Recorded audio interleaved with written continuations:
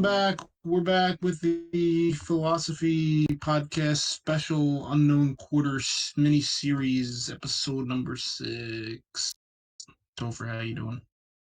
I'm doing Topher.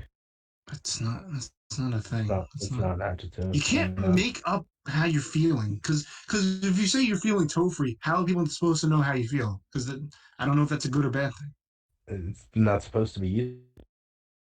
It's a state of Mm, being.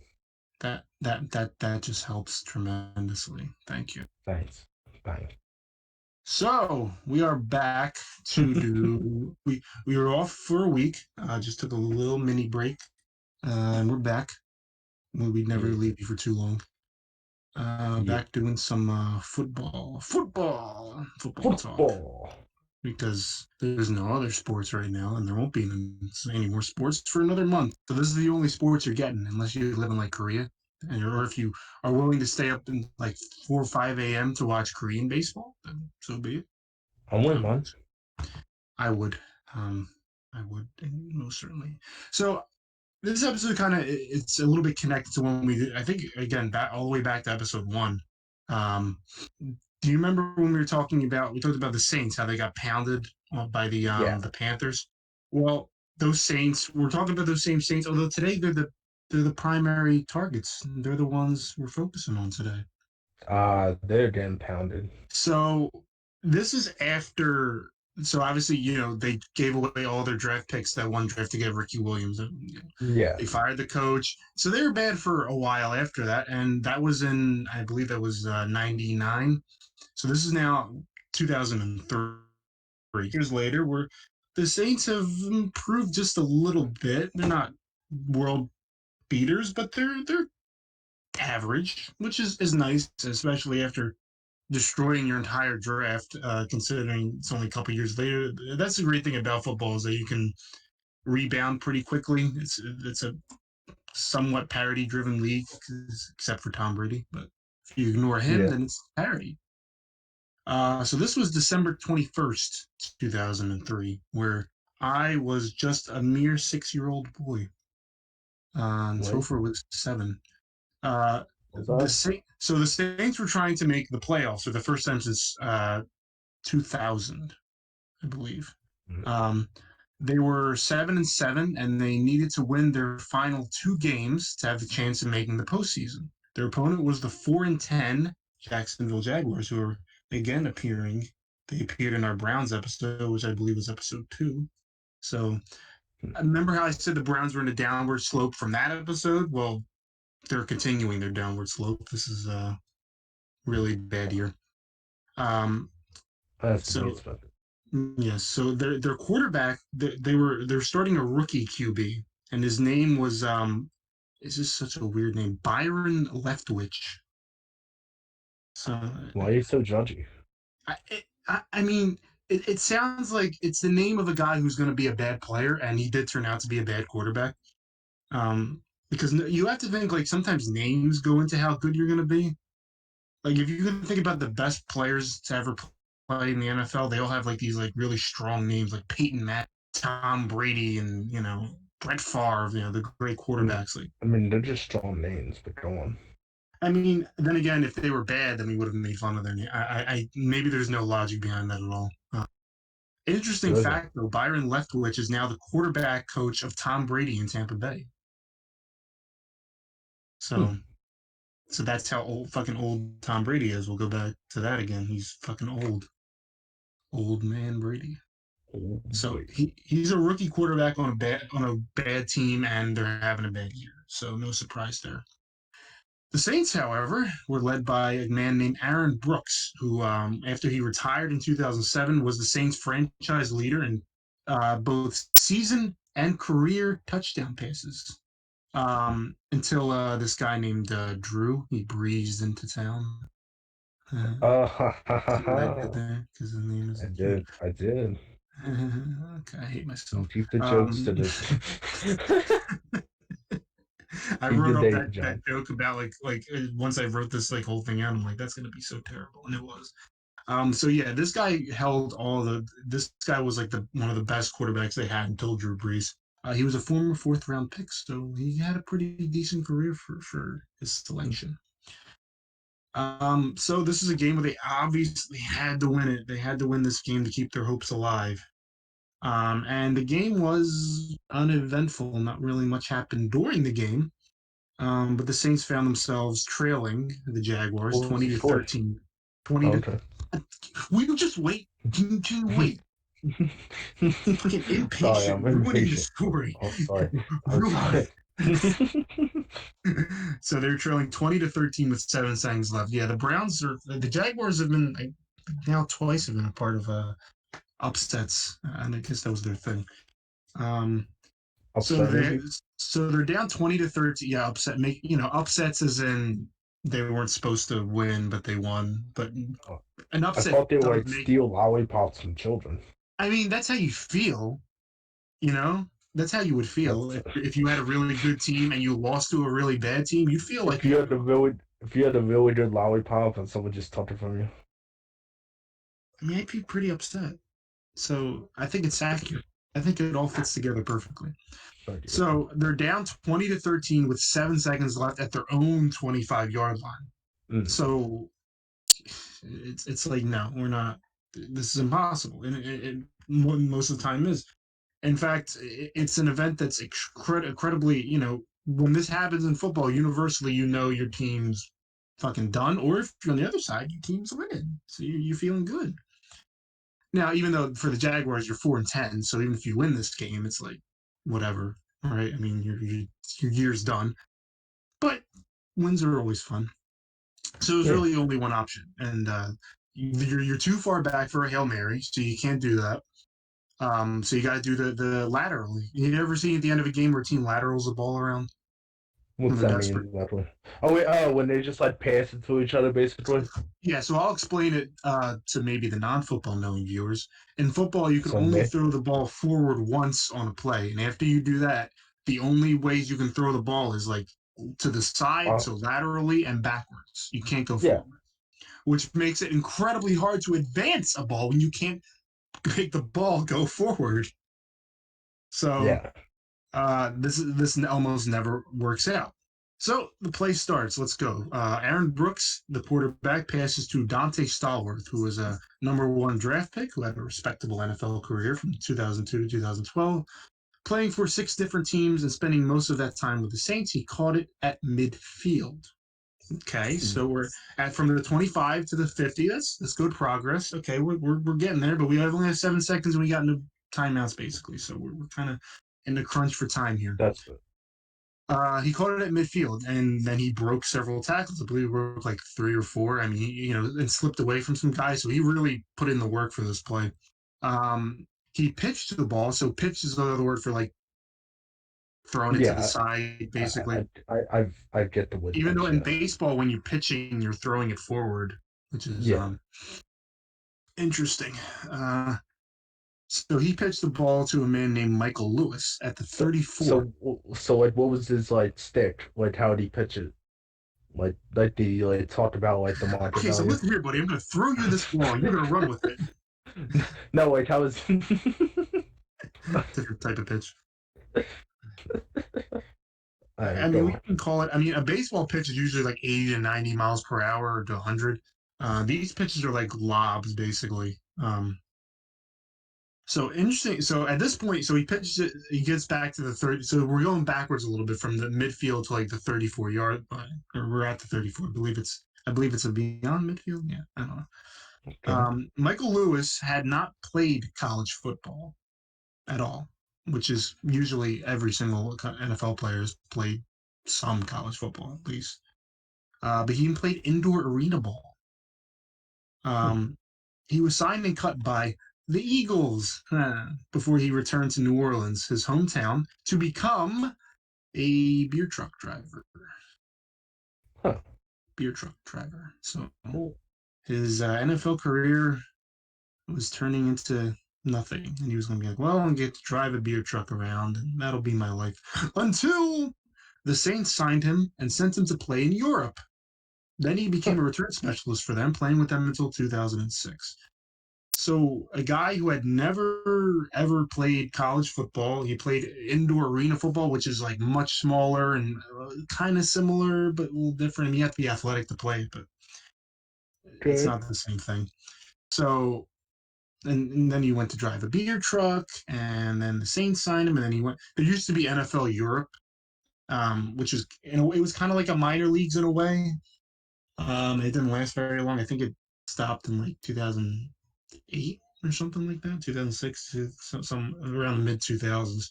Wasn't very successful. Europeans don't like American football that much. Yeah, they have their own football. Well, just because they actually use their foot on the ball that makes it football.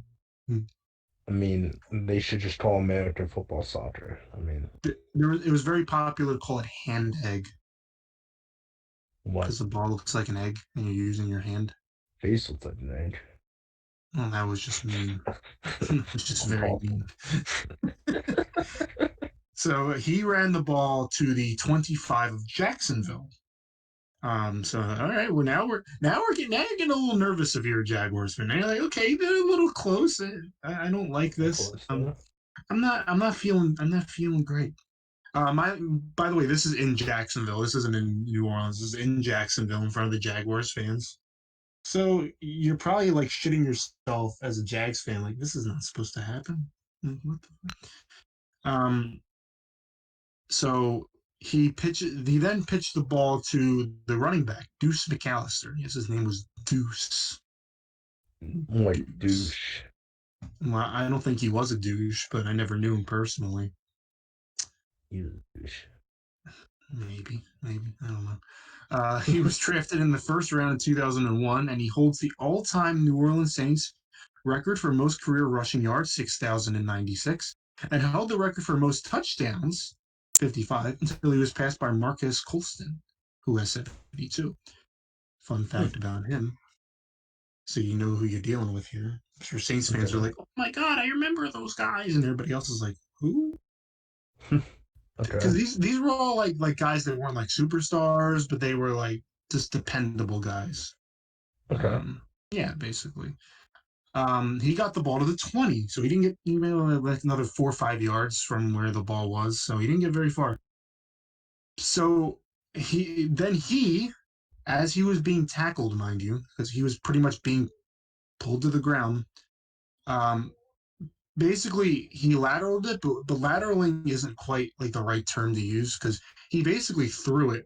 He threw it like you would normally throw a football, only it was sideways. The direction was kind of sideways to the backwards in a way. Great Okay. throw from a running back being tackled to the ground. It's absolutely remarkable he was able to actually get a good throw on that. He got it to receiver Jerome Pathan, so we got another receiver getting the ball. Um, he was a round 2 pick in the NFL and the CFL, the Canadian Football League. So both of the leagues were like, we want you only in round 2. Um, he had a respectable career, spending it mostly with the Saints. Um, and so he's got the ball. He's at the 20, and there's only one man left to stop him, and he is blocked by the quarterback, Aaron Brooks, who from his zone 20 ran all the way down Oh my god. to lay the Like final this block. it's just epic moments like go, go, go. I mean, at that point, you're like, okay, this is getting far. I got to keep going. I mean, I don't think there's a camera angle of him available, of him running all the way down. I hope there is. I would love to see it.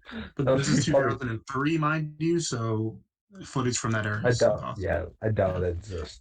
So he ran in, he leaped it. That's going to be our thumbnail, by the way. Him leaping into the end zone, which was incredible. He just tied the game. Well, he didn't tie the game. The score was 20-19 because you need to kick the extra point to send it to overtime. So no big deal. No big deal. I mean, extra points are basically automatic. Their Yeah. kicker was John Carney, who had been kicking in the NFL since 1987 and would not retire until 2010. So he was around for kickers last a while if they're good enough. Yeah. He was third on the NFL all-time scoring list and was near perfect kicking extra points, only missing 10 in his entire career. Nice. I mean, because like the only reason why you would stop being a kicker is mainly because like you weren't good at it. Because I'm I not mean, saying yeah. like, There's only but two kickers reasons why don't we get stopped being a injured as kicker. often. Yeah, it's either you. Well, actually, I remember an Eagles kicker from a couple years ago who like tore several muscles in his groin. Ugh. Yeah, that was nasty. Mm. I'm like, how the hell did? I mean, kicking, I guess, but like, it's just I mean, nasty. just imagine like every single day you're just like having your toes touch your forehead. It's that's a very basic way of explaining what kickers do, but yeah, it works. I mean, and then having the sheer force of having to hit like such a dense object like a football. A thick object, you mean? A thick boy. No, Okay, I'm sorry. I don't mean that word. I intentionally chose to use a bad word in a A bad situation. word. A bad word. I said a Explicit naughty word. bad words on this pod. Only That's a listen lot of if you're. fucking bad words. So the extra point at this point is kicked from the opponent's 2 yard line. Okay. In 2015, if you remember, it changed to the 15, so now it's about like a 33-yard kick. So it makes it a little bit challenging because back then it was And just automatic. You just make kicks all the time. yeah. And Now, also makes it more yeah, challenging if you wanted to like fake it as well. actually, yeah, but in a way, it But it gives you a does little give bit more more room space. to throw. Yeah. Yeah, it's like there's pros and cons. I like the Yeah. rule change. I like it. I did. I did too. Yeah. Now you're probably wondering, you're probably saying to yourself, Ant, why the hell are you spending so much time talking about a kicker and talking about the likelihood of making an extra point in this situation where an extra point is desperately needed to tie a game where there is no time left on the clock? I wondered. You Now, would wonder. now that you mention it, I'm quite suspicious of why you're giving me all this information. Could it One be would that there's an interesting spot twist to all this? one would say that maybe something that is out of the ordinary is going to happen here. So Oh, Carney lined up to kick the extra point, something that he had done uh, how devious. thousands of times in his career at this point, and this is 2003, so he's going to be doing this for another 7 years. Um, and he kicked it, and it went up in the air, and it tumbled, and it sailed wide right. No good. He missed an extra point, and the Saints lost. The famous reaction of Saints play-by-play radio announcer Jim Henderson was a horrified scream, and I quote, this is how he said it: "No! He missed the extra point wide right! Oh my God! How could he do that?" It's How legit. could, I'm dead serious. Like he said it as if like he did it on purpose. Like oh my God! How could you run that man over? Like no. How could he do this? It's perfect, man. It, dude, it's it's that's unbelievable. it's got to be the most like over dramatic. Like I Also, mean, you get your heart ripped out at that point. I mean, because mind you, this was like multiple laterals, incredibly as unlikely as you can get, missing the extra point to lose the game. I mean, you don't only want to send it into overtime, but still, I mean, through all that. So the game was over. The Jaguars won 20-19. uh, damn, that's disappointing. That is like, and mind you, this Imagine is the being a Saints. Saints The fan. Saints have Yeah. an this pre Drew Brees. The Saints have an awful history. Like they're a terrible team pre Drew Brees. So and this point it's 2003. So you got a couple more years till you get to old Drew. So you're still going to be sad for a while. Um, so interestingly enough, early in the season, the Saints coach stated to the media that he trusted Carney so much that he even staked his life on him. Wow. When reminded later Now that he's day of dead. those same comments, he responded, "Then I'd probably be dead right now. He's one of the greatest all-time kickers. I never would have guessed this would happen." Wow. Even still calling this man the greatest. And he was pronounced dead later that evening.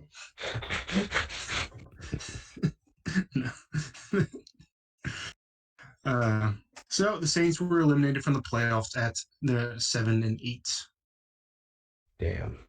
Though that's not quite where things end off Oh, because even if they had won, which mind you, they would have to kick the extra point and then win in overtime, which was not guaranteed because they had struggled with the Jaguars at this point.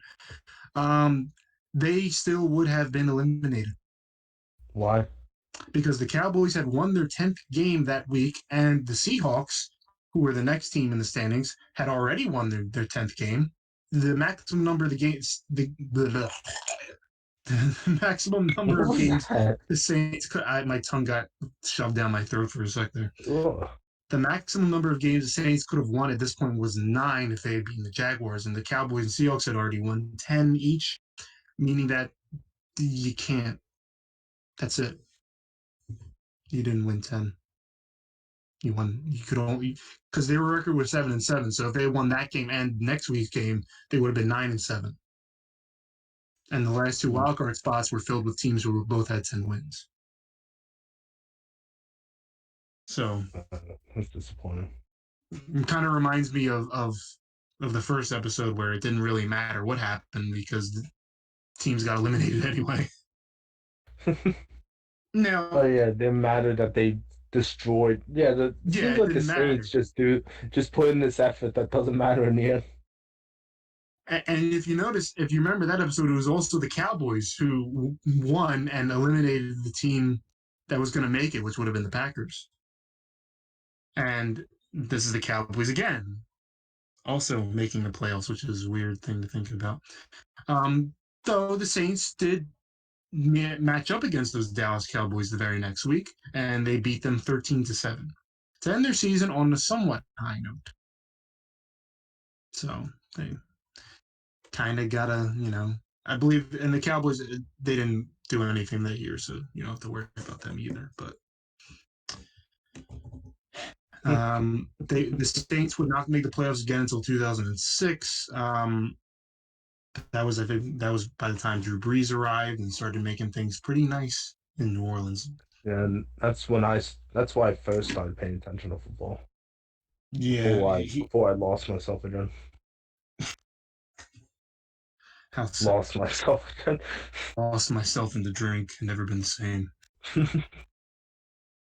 So this event, basically what makes the story so great is that this is so rare.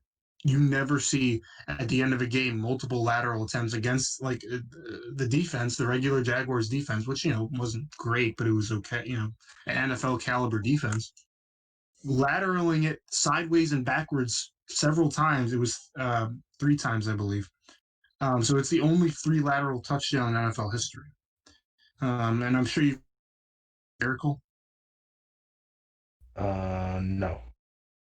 I would have made a whole episode about it, but it's such a famous event that it's like, basically last minute of the game's basically over. The Bills are leading the Titans 16-13. It's a playoff game. And on the kickoff, the Titans are coming back. They got no time left, so they have to score on this kickoff. They they didn't have to, I guess, but they took the ball down. He handed it off to one guy. He laterals it across to another guy. They pick up the blocks. He goes in for a touchdown.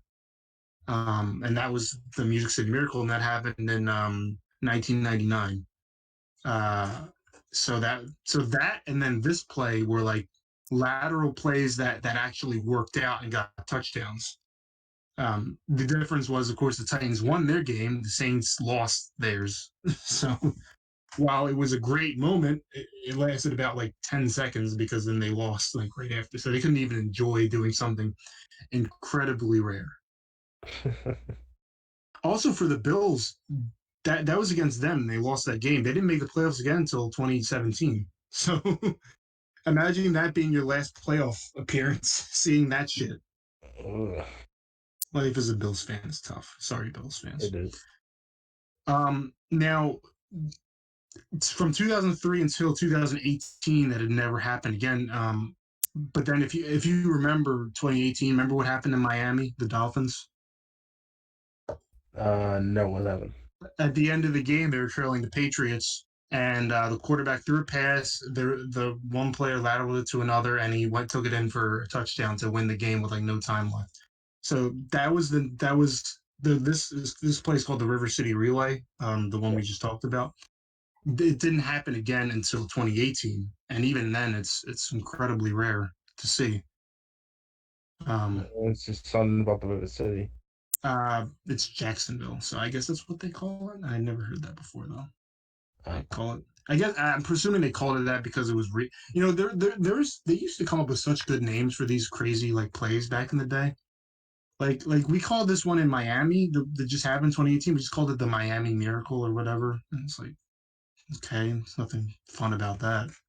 Just a miracle. Ooh, you know, like when the Eagles had their miracle, it was like the miracle at the Meadowlands. I mean, that was like the area they called it on. So it was a little bit different. It was that was the stadium was called, so it was kind of nice, I guess. But I don't know if you just slap miracle on a play that's rare, it's not as fun. This was the River City Relay. That sounds a lot of fun, you know. I'm sorry, maybe I'm just being stupid, but no, that's not that fun. I was just like, you I don't was have just to you don't have to make me feel better. no, I just I'm. All right, I'm just trying to make you feel better. It was awful. Thank you. I'm glad you get that off my chest. So basically, yeah. So this play is incredibly rare in football, and we may not see it again. So it happened in 2018. We may not see it again until 2048 or something. I mean, it's something that you don't see because it's so incredibly, especially I think even more nowadays because the athletes are much better, in terms of on defense and everything. It's just hard to do.